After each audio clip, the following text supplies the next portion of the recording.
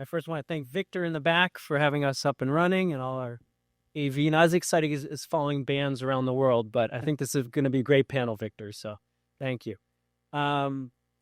Yeah, so we'll dive right in, no pun intended. But we appreciate those of you who turned out for this. This is certainly something that's of incredible importance. I don't even have the words for it, but something that this panel, each of us individually, have poured ourselves into, finding a solution to this issue of protecting our shorelines from this, the abandonment, not just of derelict vessels, but marine debris writ large, and doing whatever we could, each of us, and just get a quick overview of that. We have some slides, and then a few prepared questions, and then we want to hear from you guys, the audience. Just to contextualize it, I'm, by the way, honored to be sitting next to Mike, just watching his work in Chesapeake Bay area, and also want to thank him for his service with country. Former naval special warfare combat crewman for 21 years. But I encourage everyone to watch. I'm going to keep promoting him. His video Abandoned, to me, is just a wonderful way to see the issue presented in real specific terms and what a difference one person can make. And we need to be inspired by each other's work to keep pushing and see that move forward. So, and then Ted, coming up from North Carolina, his work with the North Carolina Coastal Federation as the program coordinator there, his work really started to take off after Hurricane Florence, September 2018. Similar story to mine after Hurricane Sandy here in New York City. What I saw as just kind of a pedestrian issue for me, operating our marinas citywide for New York City parks, really became beyond that. It became that citywide issue for our archipelago that is New York City. And of course, the man who needs no introduction, Don Riepe, who's been he's been a guiding light to so many of us along our waterfronts for decades as the Jamaica Bay Guardian, and then the director of the Northeast chapter of the American Littoral Society, among many other groups he's been involved with, and people he's inspired along the way, myself included. So I was also a Boy Scout. just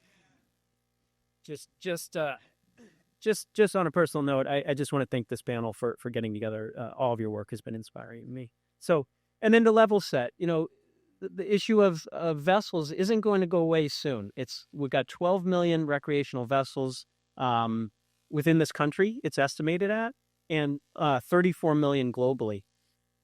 So it's not just an issue here in the United States. I pick up on articles. I've now got some great staff, some of them in this audience, we're really looking at this issue from a global lens as well. It's not unique at all to our particular regions, because at the end of the day, you're dealing with fiberglass, the predominant manufacturing technique for recreational craft is that fiberglass, and then the polyester resin that holds it all together. So it's really a question of how are we. You'll see some exciting photos in a moment, but I think that's the bigger challenge to the room. And as soon as I called Mike, that was his first question to me. He's like, "Have you figured out a solution for fiberglass?" So we're all laser focused on how do we move this forward, not just the earnest work of the people you're seeing in front of you, but how do we find a more holistic solution to this? So we'll talk about that in a bit, but let's dive right into the slides. So we'll start. This is to Don. I recognize that area well. They asked us to take over that land. I said, no way, I'm not touching it until the DCAS cleans it up. Yeah, that's a Sunset Cove, the south end of Broad Channel. That's what it looked like 10 years ago, full of derelict vessels. The guy really trashed the place, but it is city land. That's what it basically looks like today. $13 million later, thank you. So all the contaminated fill was taken out and channels were put in.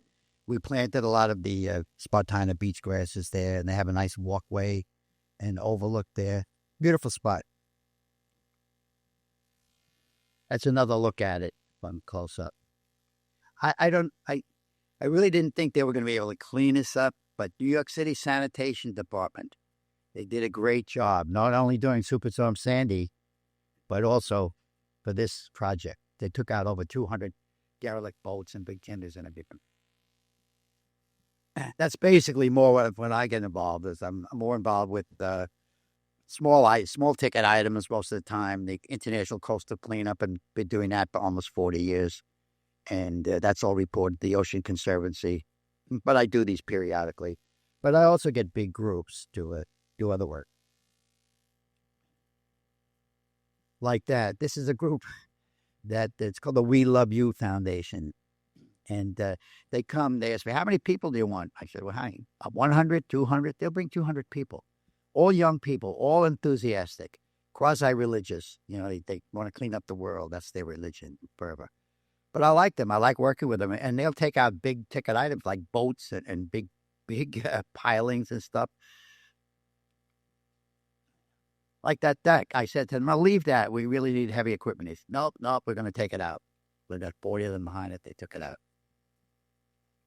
So it does work on that small scale, without having to go into the agencies like Corps of Engineers and so on, and Coast Guard. But I work with a lot of community groups on this, a lot of volunteer. Thank you, Don. All right. Thanks, Nate. So I'll just try to outline sort of what's happening in North Carolina with both the abandoned derelict vessels as well as some of the large debris. One of the things we were lucky is that we had established a plan for North Carolina looking at marine debris that involved prevention, education, removal, reduction, and we adopted that in 2020. And so that's kind of our guiding overall strategy. And then within that, we have the things that we're going to talk about today, mainly the removal and prevention.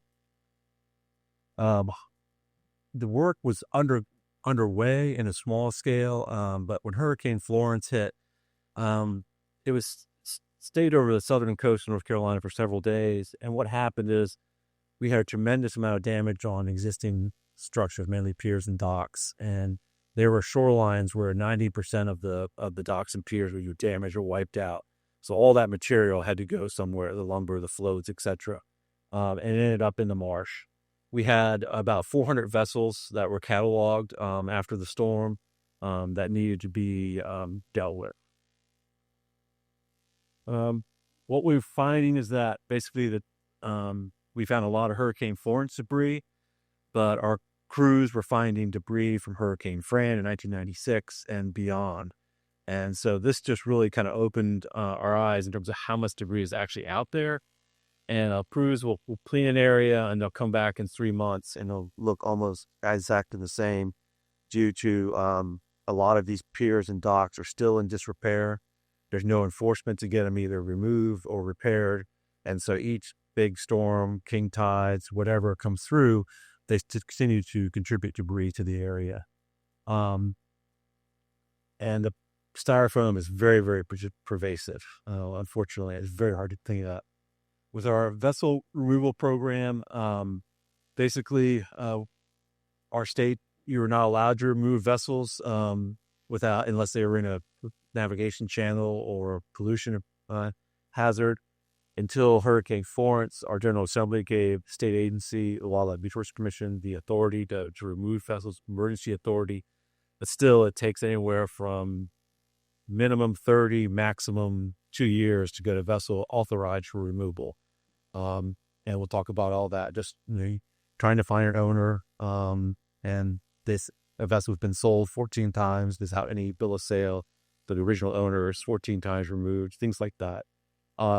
Working with all the different agencies, a lot of things that we'll be talking about.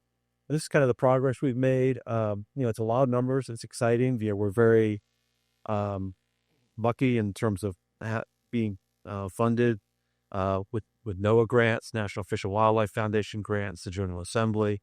Hearing Mike, basically doing it on his own without large grants is pretty amazing what he's done. So we feel very lucky that we've got. We are working with commercial fishermen and women. There's doing a lot of our large debris removal and the specialized contractors. So we've made a lot of progress, but you get on the phone with Florida and there's, with thousands of vessels. So you kind of understand different scales that we're all dealing with. That's it. Thank you. And if I may, just to frame it a little bit further, this is not unique to areas with big storms like hurricanes and things like that. In Virginia, the predominance of our 200 abandoned derelict vessels were because there's no other option. It's extremely expensive to remove and dispose an unwanted vessel. So in Virginia, it's not storms that are pushing them on the shoreline. It's people literally that have a boat, they can't sell, they don't know what to do with it, they can't afford it, so they just anchor it out and leave it. Then they sink, and then it becomes a larger issue. So not just unique to storm areas. Well, that's my opportunity to say the two happiest days of a boater's life: the day they get their boat and the day they get rid of their boat. But thank you, Mike, for pointing that out. It's not just during dramatic events like Hurricane Florence, like Hurricane Sandy. It's an issue that I saw right away coming in and operating our marinas citywide for parks. That truly boats tend to be the last thing people get in good times and the first thing they get rid of in bad times. And again, I think we're all challenging ourselves, as I said at the outset, not just to figure out the response, but how to be more proactive in figuring out a life cycle for these. So if time allows, we can talk about some of the developments throughout the world that we've been tracking as well on this issue. But it's absolutely true. It's people do fall in hard times, and how do we find a life cycle for these things? So I just wanted to show. I had 2 slides that I just wanted to kind of contextualize the issue. The work my office has done really started in haste, like I said, post Hurricane Sandy. But this was really, we didn't track all the emergency response stuff that was done immediately after Sandy. My work came in somewhat behind that. We paid, I hate to admit it, it's another administration, so I suppose I can say it. But it was a bit onerous what the city was charged to deal with these emergency situations when Hurricane Sandy hit. You have these crews come in, from across the country. They're kind of these storm chasers. FEMA does their part, but ultimately we're beholden to whatever pricing is given to us. So I was motivated as an earnest civil servant to try and do a little better and develop a contract so that we can be a little more proactive in anticipating when future events rises. So what I'm showing here is some of the kind of stuff that we've done in the course of my writing this contract and putting it out on the street. So it's just 2 maps. This shows the number of vessels we've removed since putting that contract out. It's 405 vessels citywide, and then cubic yardage of marine debris. So it just gives you a good kind of visual on how pervasive the issue is citywide. That's it for slides. I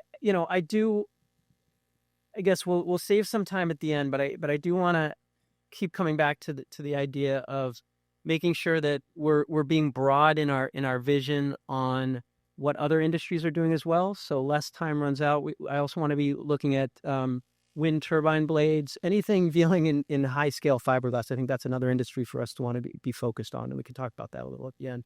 But let's dive right into some of the questions that Waterfront Alliance prepared for us. I guess while I have the mic, the first question they asked was some of the key challenges in standing up what we now have called, it's a mouthful, the Office of Marine Debris Disposal and Vessel Surrendering, which I'm excited to announce. The Adams administration has given me a lot of resources now to get not only just as a proof of concept, but to really start to scale. We've added a director, a coordinator, Katie and Kevin in the room, and we've also gotten baseline funding for the administration. So what does that mean? Well, it means, a lot of our work over the last years since Hurricane Sandy has taken root. And I often get the question, how did that come about? So I'll go through it quickly, and then I want to really hear from my peers here as well. But the number one thing, folks, look, at the end of the day, I think a lot of people look at government, everyone has their lens on, why is it so? At the end of the day, it's awareness. It's politics, and that's not a bad word. That's how democracies work. How do you raise that awareness? How do you make it an issue that people are going to care about? So you hear that a lot. Obviously, Waterfront Alliance, I've been coming to these conferences since they began. That's one of their primary roles is that kind of recognition and getting it into the public sphere. We can't discount that. You heard that in the plenary this morning when they said, what can people do? What is the next step? And it is making this, the particular issue that you're concerned with. Why should people care? Why should your electeds care? And that really became central to me. I testified on this issue under 2 administrations, Bloomberg, de Blasio, and just realize it's really got to come through that public awareness. Groups like Jamaica Bay Eco Watchers, American Littoral Society, Dan Mundy, who's not here, but that sort of advocacy really matters, folks. Letting your electeds know that this is an issue that you care about. That's the start. Again, I'll try and give the cliff notes of this because it would take well over an hour to talk about how we get to where I can say we are now, and we're just at the start. But ultimately, converting that awareness. I don't need to, this is an educated group, but I'm going to talk about New York City for a moment. 520 linear miles of shoreline. That's more than the shorelines of Boston, Miami, Seattle, San Francisco, San Diego, and Los Angeles combined. So we're an archipelago. We're a city of islands. So kind of getting that in people's mind share, out of that concrete jungle, out to our shorelines. A lot of us spend our time there, but the public often doesn't. So telling them what that means in terms of these abandonments, the types of not only public safety hazard, navigation hazards, but environmental hazards these pose as they break down, as they deteriorate. We're talking about this fiberglass, the microplastics that leach into our waterways, the fuels, the oils, the hydraulic fluids that are in these vessels. So to us along the waterfront, it's a no-brainer. We got to do something here. And I was motivated by really the lack of responsiveness except in emergencies by the city to do that. So once you framed the issue for people and they can understand it, finding those advocates, converting that into that political will that I talked about. And then ultimately resources, right? That's the big question. But again, there's plenty of resources in government. You have to make your issue prevalent. You're competing for those resources. You're competing for that mind share. It was already thrown out in the opening plenary.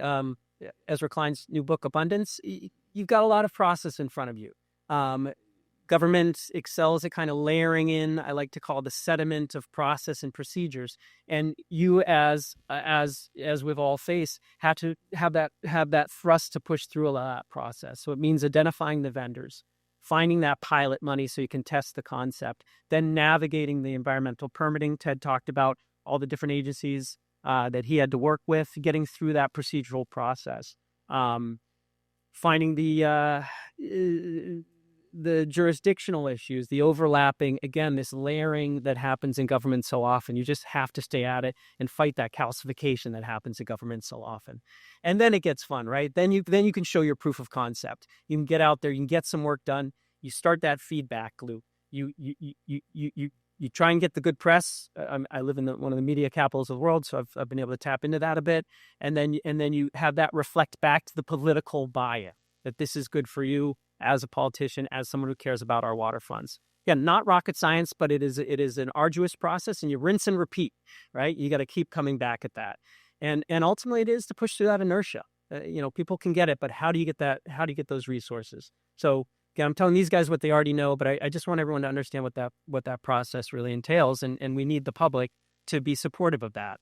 I mean, at the end of the day, I get a little, wax a little philosophical about it, but in my mind, governments are extremely dynamic. The public sphere is extremely dynamic because it's made up of people. It's organic.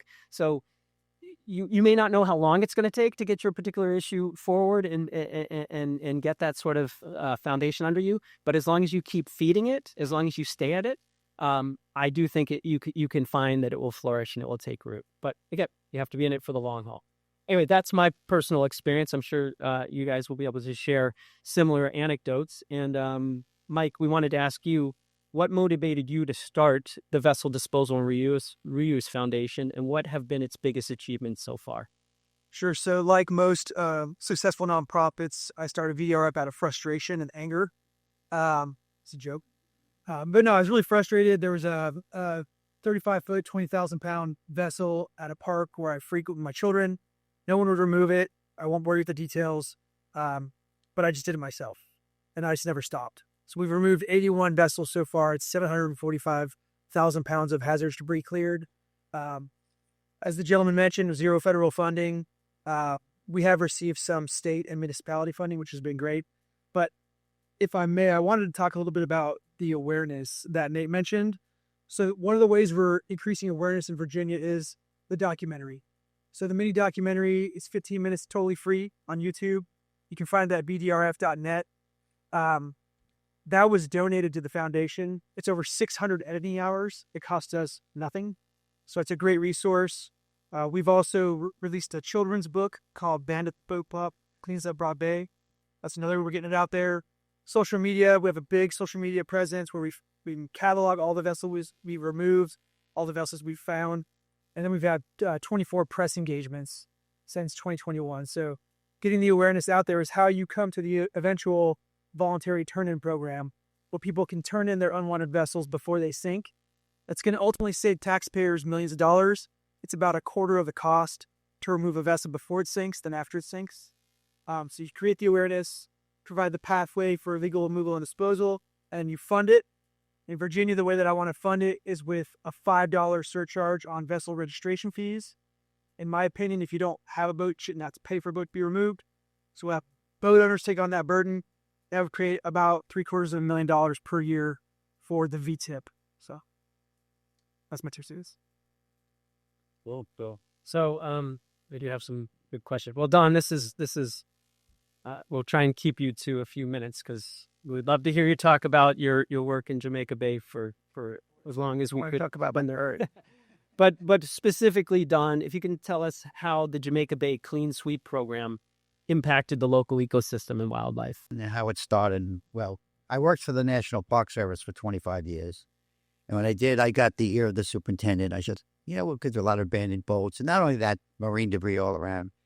I said, you have to start a clean sweep program. When he started Jamaica Bay Clean Sweep, we put all the agencies in that are in the city.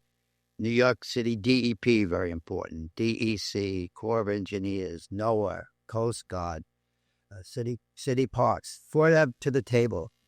And for a couple of years, we really had a lot of success in getting each agency to it off. And as you say, finding what to do with them was another thing. We brought them up on Floyd Bennett Field. Sanitation department was right there. They took them. Whatever they did with them, I don't know. Buried them somewhere. No. But so it was a great networking and coordination effort. But it always starts with the NGOs. We are the catalyst. Without us, it's hard to get some of these big agencies to move on anything. People come and go in the agencies. They may not be as motivated as Nate is, to do this kind of work. So you have to keep that pressure up. We're fortunate to have the people that aren't here, the Jamaica Bay Echo Watchers, a retired fire captain and a retired battalion chief, which is Bud Captain. 2 tough Irishmen who had the gift of gab. They could out-talk anybody at a meeting. So they got a lot done. I worked with them, so it was a great pleasure. My main interest was wildlife. I'm more of a wildlife ecologist. So, it bothered me when I'd find the different birds all entangled and things and that the habitat was being desecrated. So that was my motivation on that. So Jamaica Bay Clean Sweep worked for a while, and then it kind of drifted away as people left, or, after a couple of years, it gets boring, so they weren't. But yeah, so you have to keep that pressure up, and it all comes back to the motivated individual, right? It's always the individual that really pushes things along. Thank you, Don. Yeah. Yeah, I mentioned the Mondays earlier. You nailed it, Don. I appreciate the compliment for my earnestness, but that is the catalyst, and that's what got my head around it, because I could see them bringing out, trying to get that attention. Institutional knowledge can sometimes be lost, but keeping that pressure on. That's the recurring theme. And having the political connections, because they ran that broad channel community. So they had the ear of all the local politicians. Yeah. You can find it. It sounds like palace intrigue, but it's actually just brass tacks.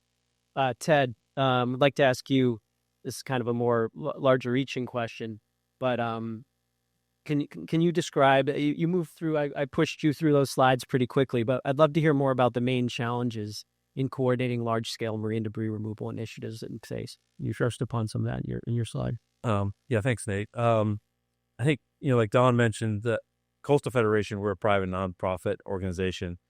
And so, we are a catalyst. Sometimes we can, pull things together, make things happen. We're a little bit more nimble than agencies and local governments sometimes. We have the ability to contract faster, those kind of things. So that is helpful. One thing we found is that there are lots of agency and local governments who want to do things, but they're kind of hamstrung by processes and funding, et cetera. So oftentimes they'll point to us and say, can you guys do this? And we're able to get it done or bring people together to get something done. So I think that's been helpful. It's really the time spent. Sometimes my boss is like, why is this taking so long? And part of it is building a relationship with folks. And so they know that they can call you and that you'll say, okay, I'll take care of it. I'll get it done. I'll find a way to get it done. And so that's helped tremendously. We had a meeting of local governments and agencies to talk about vessels, and everyone that showed up was some kind of enforcement officer. I've never been in a room with so many guns in my life, but they are incredibly good advocates, because I can go to our General Assembly and talk to a politician and or whatever, tree hugger. But if the local sheriff or the wildlife enforcement officer is standing there saying this problem is real, we need your help. It's a very effective way of gaining support. So we've been lucky. Sometimes we get very frustrated with agencies because they are hamstrung by policies, but we've been able to make it work. I'd say some of the detailed challenges, the amount of debris just you couldn't fathom it in terms of what was a storm generated and just over time. Everyone talks about beach cleanups, and that's the shot, somebody walking down a nice sandy beach, picking up a cigarette butt, which is incredibly important. But in our estuaries, our tidal creeks, along our shorelines, there's just a tremendous amount of debris out there, and it's hidden. You're driving your boat, down the waterway, it looks fine. You walk over that first crest, and you just see this field of debris. And how do you remove it? Everybody's like, well, you pull a barge up to the shore, you unload a bobcat. No, it's all done by hand, because it's sensitive habitats, shallow water. You need people with local knowledge. And so we were lucky. We had connections with commercial fishing communities, so we were able to hire them to go out and find the debris and remove it.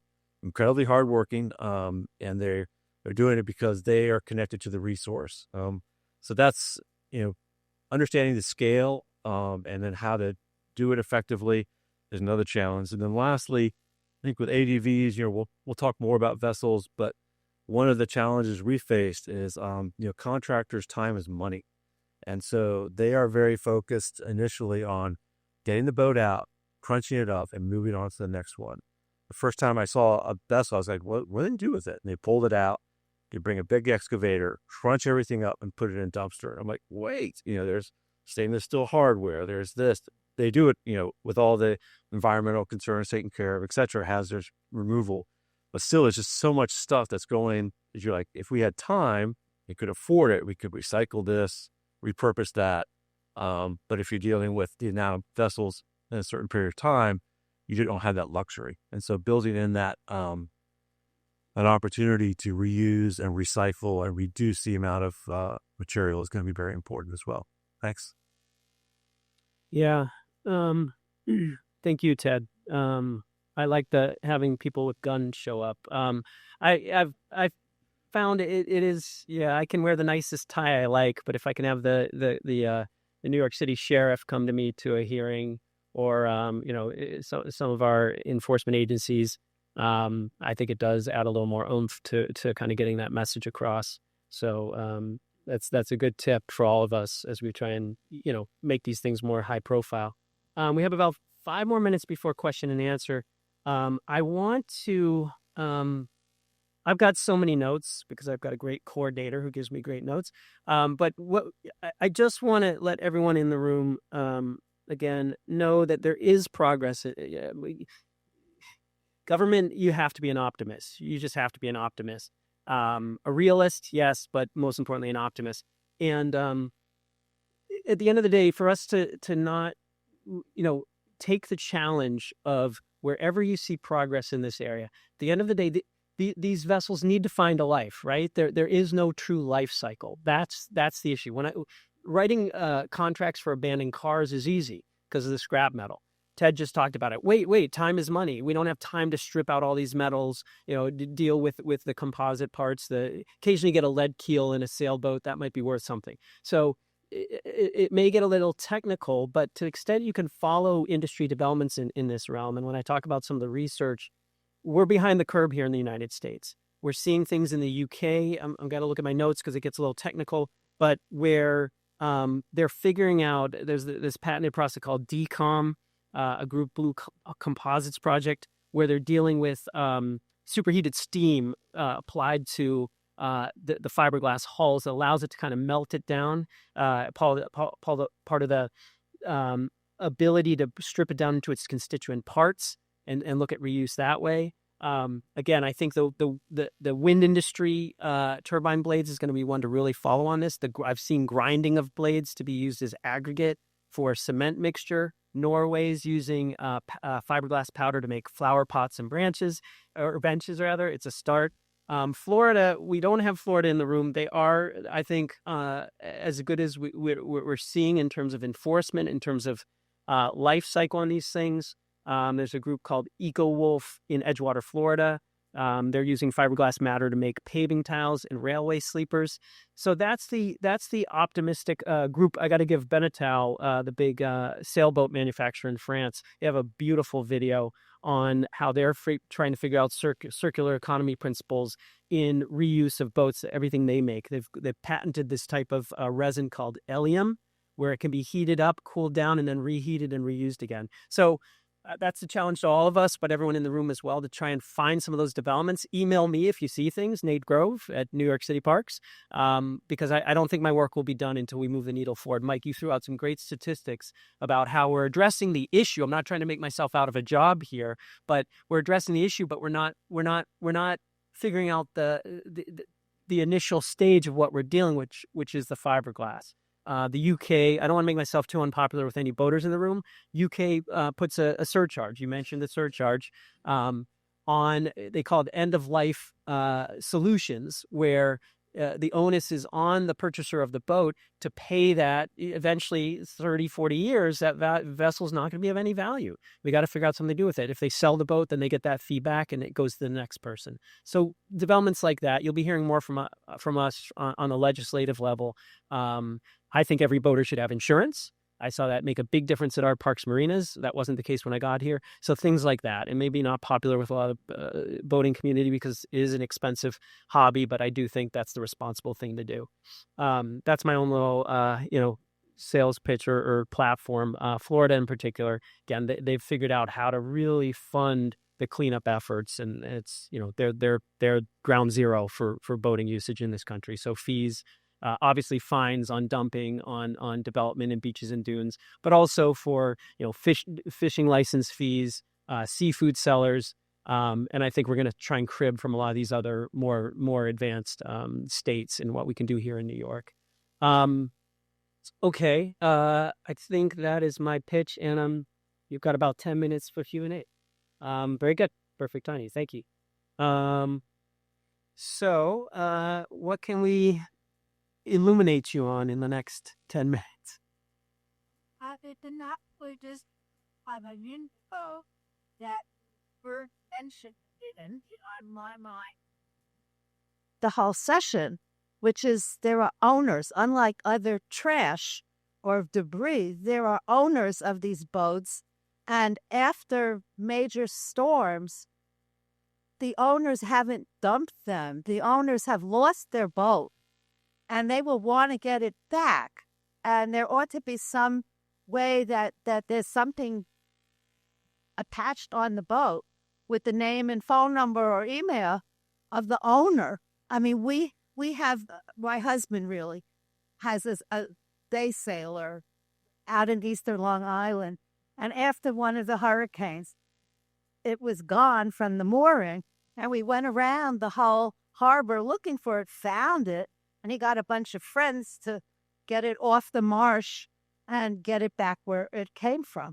And I'm sure this is the case for lots of the derelict boats that you find after storms, that there's an owner who would like to have it back. And that hadn't been mentioned before. It's kind of the most obvious question, so thank you. It was mentioned, if you blinked, you missed it. What we find in this industry, a couple of things, and we can each have a lens on this, I'm sure.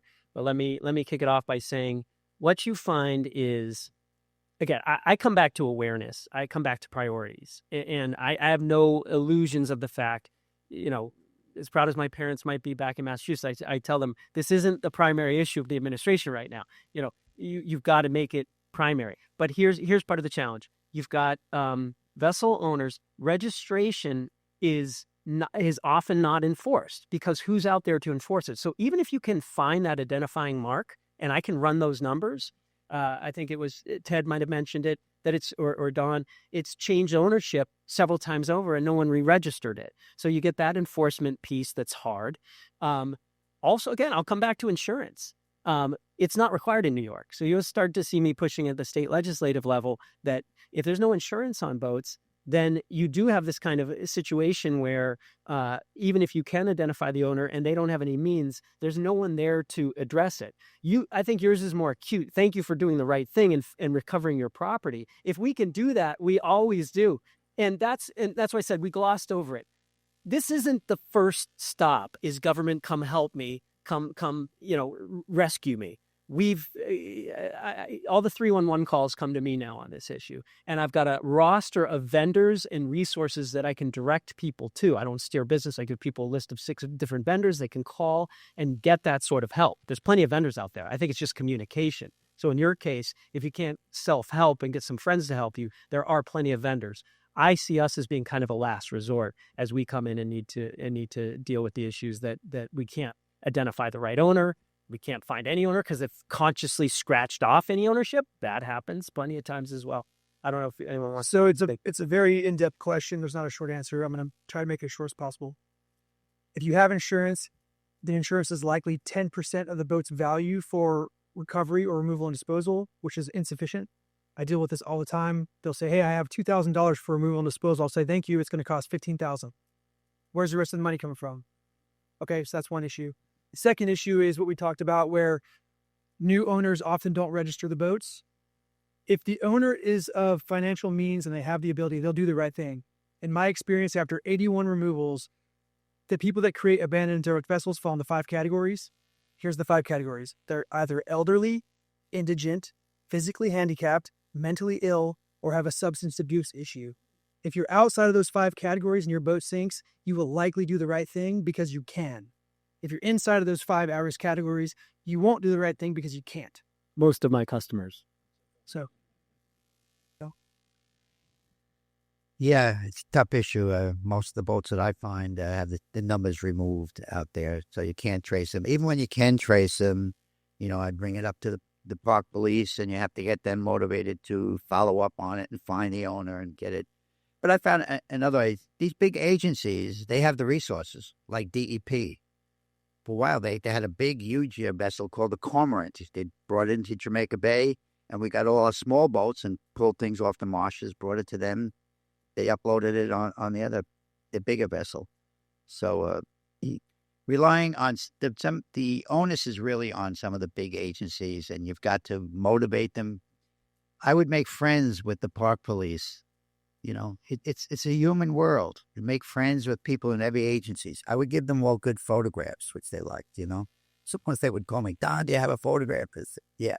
So now I've got you. And that's how it works. You make that, you get them motivated, get them out there. And I found that was the easiest way rather than having to go through find the owners all the time. I mean, you had to, if they had a number on it, you had to try to trace them, but most of them didn't have it. Just to follow up, our contractors, we share that sometimes with them the notes on each vessel, and each vessel has a unique story. Some of them are pretty incredible, but oftentimes there's, sheriff went to the house, knocked on the door, no one's home, or sheriff knocked on the house and the person's in jail. Contractors like, you guys deal with some weird stuff, and it's pretty amazing. And some of them are very sad stories too. And typically indigent, homeless population. We're lucky we don't have large urban areas where you have large concentrations, but we do have people who are struggling with having a roof over their head, and they can, somebody will say, hey, you can have this wonderful boat for $200 or for free. And so they move aboard and realize that it's incredibly expensive and dangerous to live on a boat, but they'll do it as long as they can, and they don't have the resources to deal with it. So I think having what Mike mentioned, the voluntary turn-in program is incredibly important, where somebody, instead of, we were clear areas of vessels, and people saw, oh, that's how I get rid of my boat. So literally, people would go down to the ramp. They would launch their boat and just kind of shove it off. And instead of it costing $1,000, $2,000 to deal with, it's now a $15,000 program. So having the voluntary program, tacking some kind of fee, so that you have a standard, you have a set sort of reserve fund to deal with these vessels, and insurance. Not one bullet's going to serve all this, but I think the prevention through the voluntary program, fee, and insurance will help deal with some of it. A lot of times people are focused on just the removal, like how you get the boat out. But then you got disposal. Not many marinas want you to pull a boat up, a big stinking boat, and dismantle it on their property. So you have to find a place where you can take them, store them, deal with them. So, we are making progress, but I think insurance, voluntary turn-in program, and fee are some of the big things that we need to look at. Thanks.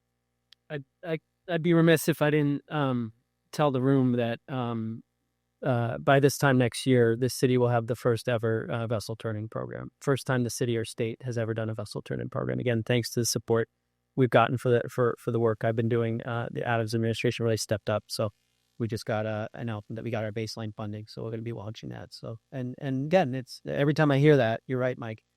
It's not unique. It's no brilliance. We see it on the West Coast. Washington State, California has similar. It saves money. Like you said, get it while it's still high and dry before it ends up sunken in our waterways. I think we have time for. We got a few more minutes. About 5 minutes. Yes, sir. Oh, I've got the mic. You got usurped. Hey everyone, I'm with the Baltimore City Office of Sustainability, and I am overseeing the Reimagine Middle Branch Plan. If folks are familiar with that, it's all about restoring and reconnecting South Baltimore communities to 11 miles of shoreline. And in the Middle Branch, there's a negligent marina owner, and there's about 15 to 20 partially or fully sunken boats. There's dangerous piers. The pilings are crumbling as well. So that's one piece. So we've got all these boats in a silted over part of the Middle Branch as well. And then we have an abandoned dredge barge, like a few yards offshore, more than a few yards. But so I guess I'm seeking advice. We had submitted a grant to NOAA to remove these vessels. Obviously, who knows what will come to that. So, Mike, to hear that you've done this without federal funding, to hear folks working with our beloved city agencies and moving at a snail's pace, how do we prioritize the removal of these vessels? Because it really is an environmental justice issue as well. So just your advice would be great. Well, I'm very successful at having my grant requests denied, so I can help you out with that. No, I'm not too far from Baltimore. I can talk to you after this when we have more time. But I would say that the minute you bring in federal or state money into a conversation with the marine salvage contractor, the price is going to probably triple. As evidence of that, the very first boat I did very quickly, I received 3 quotes. They were $45,000, $37,000, and $29,000. For how many boats? For one boat. What? That's because the vendor thought that I had federal money. I did it myself for $11,000 in GoFundMe money. So the minute the marine salvage contractor thinks you have federal money, just skyrockets. But I'll talk to you after if you want. One thing we found is that local governments are incredibly resourceful if you can get them involved. We had a county who moved over in a local town, we were 40 vessels themselves, just with their public works department. Those guys and women can figure out just about anything, and they were able to do that. So, if the marina has been declared, open season in terms of local government, local governments can do a lot of that work. They can do it with existing resources and save a lot of money versus going out to contract and using, like Mike said, the federal funds. Local solving local matters. That's how I came by. My name's That's fine. Yeah, sorry, we'll have time. I'll fit you in. My name's Jamie, and I'm a colleague of Nate's at the Parks Department in High Don, and I just wanted to respond to your comment and just provide a few examples of stories that we've been a part of at New York City Parks and also Dawn, right? So Sunset Cove out in Jamaica Bay on Broad Channel was an abandoned marina. And, this is a 10-year plus project where Department of Sanitation cleans up those boats. And then we got Hurricane Sandy money to do the restoration. And over time, we were able to establish a 10-acre site, including with a spectrum of salt marsh up to coastal forest that has public access now that people can enjoy. And so it can be done. I do absolutely agree with local power because Dawn, as well as the Jamaica Bay Eco Watchers, were instrumental in helping us to get that money to do the funding. And then also with the abandoned barge, this is maybe not a success story because I think it was a story of the parks kind of, or maybe whoever owned the site just kind of letting it go. But in Coney Island, we do have an abandoned barge, and now it's for, I guess, because of neglect, it's just been growing with salt marsh vegetation. So maybe that's another idea of taking, can we decommission it? Can we make it safe in the water and then use it for a different alternative project? Thank you, Jamie. We had this gentleman. We don't have time because with the name to do estimates, I should split the mechanics at the volunteer bus too. Sorry, Victor's signaling me. The mechanics of a volunteer. Oh, sure, not rocket science. And again, like I said, I don't want to profess to be particularly ahead of the curve here because again, you can see this in California. State Parks does it. Florida, I think has. Well, yes. So to each their own. I again, that's why I said give me a year. By this time, that's enough time in dog years for me to get this up and running. But I imagine it's going to be resource dependent, like everything. And then I'll just speak from my own experience. I see it as being let's try and rationalize what are the biggest needs in terms of environmental threat and public safety hazard. Try and prioritize those, and then move down the list depending on resources dependent. But then it's all your contracting mechanism, and we don't have time for that. And there's ways you got to build it yourself. You're right. If you throw yourself at the regular procurement, that's my thing about Sandy and these people who come in and they can charge whatever they want. If you're thinking ahead and you're getting the contractors to the table, government dollars can extend. It frustrated me to no end. You're absolutely right, Mike. And that's why you kind of got to build every component yourself, get out there. And that's where the mechanics will really come in, is working with the vendors, figuring out what makes sense for them. Government's this virtuous cycle. There's all kinds of money that can be leveraged and used because you get economies of scale, but you got to work with the contractors. You got to work directly with them. And that's where the mechanics really, that's where the rubber hits the cement. And that's where I get really animated, because it can be this wonderful virtuous cycle where you get good contractors doing good work, putting money to work smartly, efficiently, and for the public good, which to me is what's the ultimate inspiration here. We got 1 minute. I don't know if that's enough time for me to blab off. So why don't we ask one more quick question if anyone has one? Otherwise,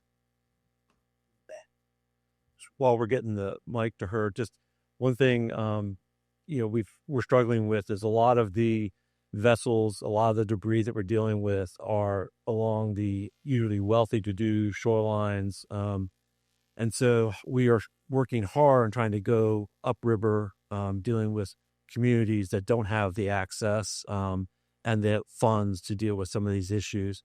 So I think it's very visible sometimes, where you're working. You need to make sure that you are making sure that you're working across the spectrum of community is really important. Okay.